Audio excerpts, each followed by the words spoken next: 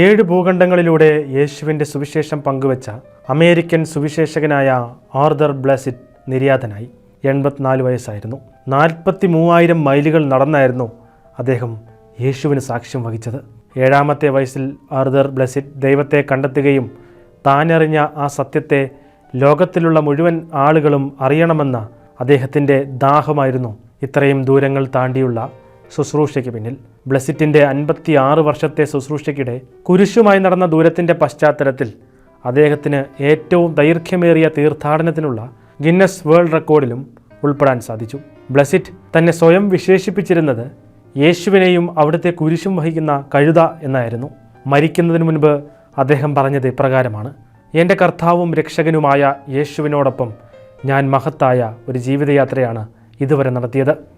മണ്ണും ടാറും നിറഞ്ഞ വഴികളിലൂടെ ഇത്രയും ദൂരം നടന്ന ഈ പാദങ്ങൾ ഇനി സ്വർഗത്തിൽ പതിക്കുവാൻ എന്നെ അനുഗ്രഹിക്കണമേ എന്ന് പറഞ്ഞുകൊണ്ടായിരുന്നു അദ്ദേഹം വാക്കുകൾ ഉപസംഹരിച്ചത്. 1972 ബ്ലെസിറ്റ് നടത്തിയ ഒരു പ്രസംഗം കേട്ടായിരുന്നു സ്വന്തം ജോലി ഉപേക്ഷിച്ച് ഒരു തെരുവ് സുവിശേഷകനായി മാറാൻ ലിൻഡ്സേ ഹാമന് പ്രചോദനമായത്. അത്തരത്തിൽ നിരവധി ആളുകൾക്ക് ബ്ലെസിറ്റ് ഒരു പ്രചോദനമായിട്ടുണ്ട്.